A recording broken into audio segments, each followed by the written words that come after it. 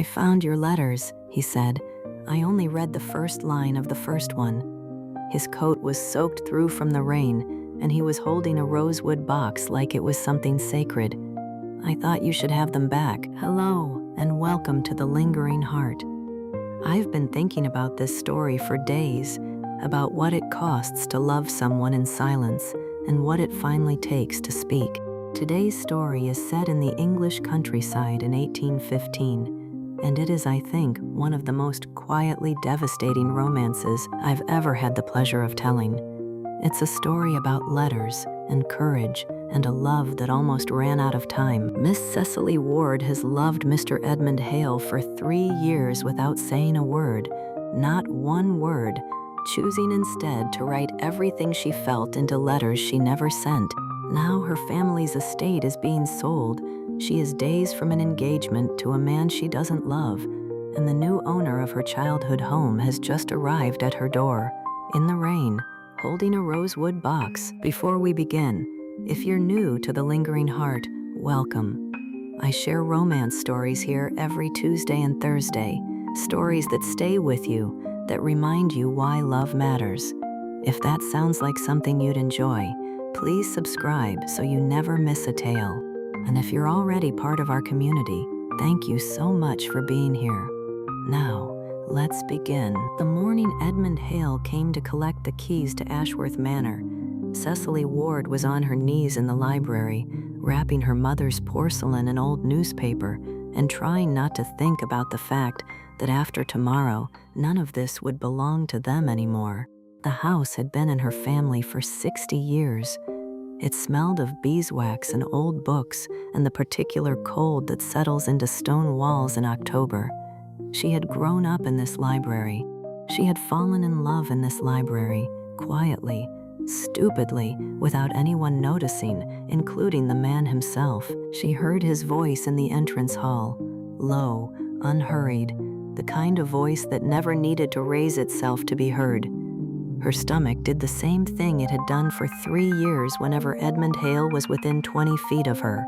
She pressed her forehead briefly against a stack of wrapped books and reminded herself that she was engaged to Mr. Forsyth, and that Edmund Hale had never once given her any reason to believe the feeling was returned. Then she stood, smoothed her dress, and went to greet him like a perfectly composed adult. He looked, as he always did, slightly rumpled in a way that managed to be devastatingly attractive. His dark coat had seen better days. There was mud on his boots from the ride over. He shook her father's hand and then turned and saw Cecily in the doorway, and he said, "Miss Ward," in a way that meant absolutely nothing and somehow made her feel, as it always did, like she was the only person in the room. She said Mr. Hale back. Her voice was perfectly steady. She was very proud of herself. She left him to tour the house with her father and returned to her packing. There was still the window seat in her old bedroom to clear, the books, the embroidery basket, the winter blankets. She was halfway through the room when her mother called her downstairs to deal with a dispute about the silver. She went. She forgot entirely about the rosewood box tucked into the far corner beneath the seat cushion, the box she had been meaning to retrieve for a week, the box that contained 17 letters she had written to Edmund Hale between the ages of 25 and 27. Letters she had never sent. Letters she had told herself she would burn. She did not remember the box until she was in the carriage, halfway down the lane, watching Ashworth Manor disappear through the rain-spotted window. The cold that went through her had nothing to do with October. The box was still there. Edmund Hale was still in the house. And the letters, 17 of them, each one a careful, private confession of everything she had never been able to say to his face, were sitting in the dark beneath the window seat, waiting to be found. She had written the first letter on a Tuesday evening in November, 3 years ago, after Edmund had spent an entire dinner party arguing quite passionately with her about whether Wordsworth was a greater poet than Keats.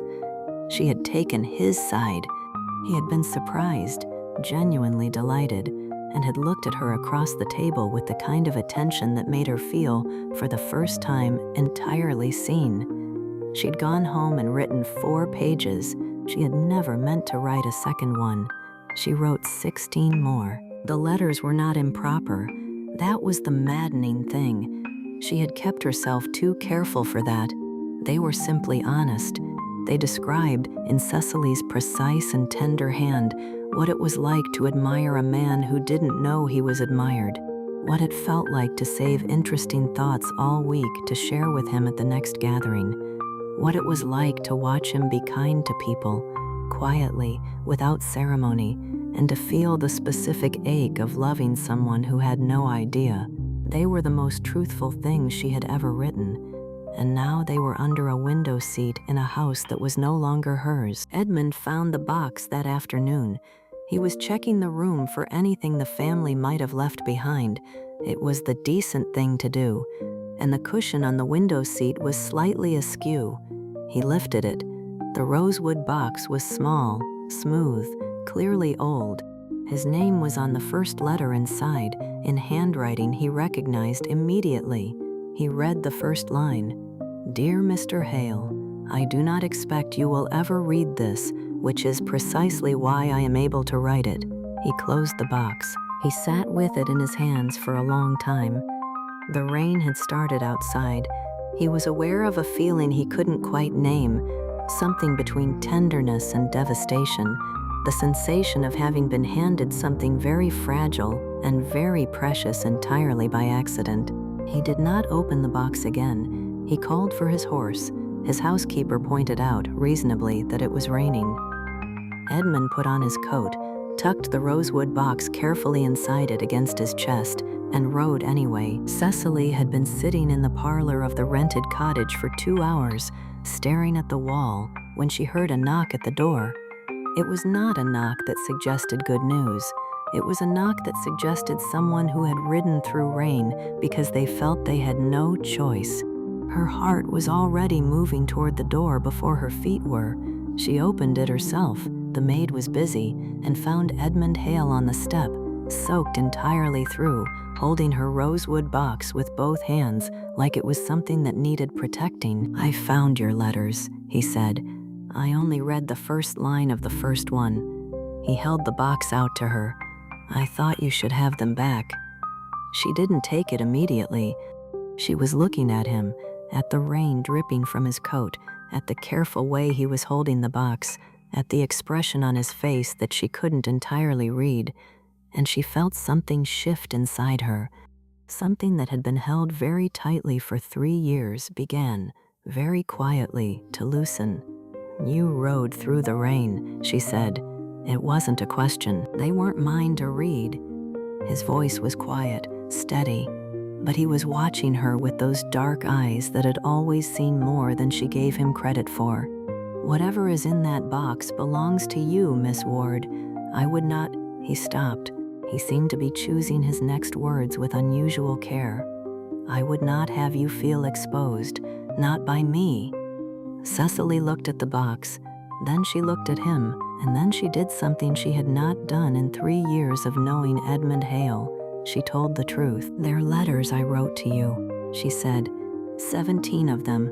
I never sent them because I was quite certain you didn't, that you wouldn't." She stopped, steadied herself. "I was engaged 3 days ago to Mr. Forsyth. You should know that." "Are you happy?" he asked. The question was so direct, so unlike the careful social performances they had both maintained for years, that she almost laughed. "No," she said, simply, honestly. "I am not." Edmund was quiet for a long moment. The rain fell between them, and then he said, with the same quiet certainty he brought to everything that mattered to him, "I have been telling myself for 3 years that I had no right to say anything to you, that I had misread every conversation, every look, every moment in which I thought—" He paused. "I believed I was imagining things." "You were not imagining things," Cecily said softly. He let out a breath. It sounded like 3 years of careful restraint finally releasing. "If this story is touching your heart the way it touched mine, A quick like helps others find it too. Now, back to Cecily and Edmund. He stepped forward, just slightly, enough to be out of the rain, enough to close the distance between them to something that could no longer be called polite. He was still holding the box. She reached out and took it from him, and their hands met over the rosewood lid, and neither of them moved away. "The engagement to Mr. Forsyth," he said quietly. Are there circumstances that would prevent?" "It was agreed 4 days ago," Cecily said. "It has not been announced. It has not been signed."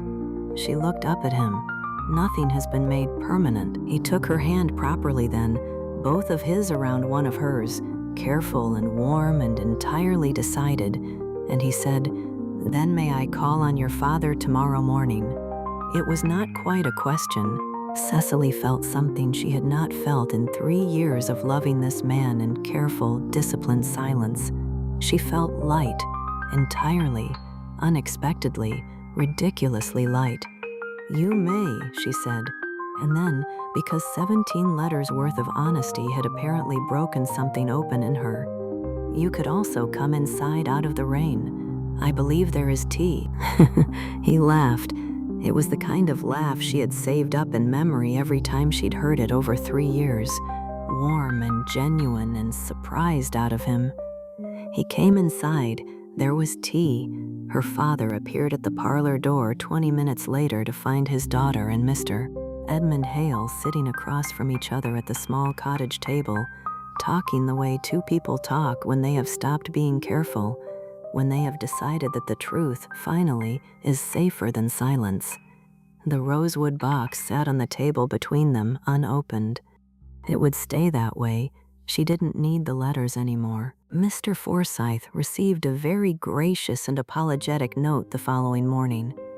Edmund Hale called on Mr. Ward at 9 o'clock sharp, made his intentions clear with characteristic directness, and was given, with considerable relief it must be said, for Mr. Ward had always rather liked Edmund, his blessing. Cecily burned the 17 letters that afternoon in the parlor fire, one by one, not because she was ashamed of them, but because every word she had ever wanted to say to Edmund Hale had now been said out loud, in her own voice, to his face. Oh, she found she preferred it that way. Every love story deserves to linger. If this one stayed with you, if Cecily and Edmund made your heart ache just a little, and then made it very glad, I'd love it if you'd hit that like button. It tells me which stories resonate most. And if you'd like more tales like this, subscribe to The Lingering Heart. New stories arrive every Tuesday and Thursday. If you found a box of letters written to you, letters you were never supposed to see, would you open them or let the past stay quiet? Tell us below. Until next time, may your heart linger in love.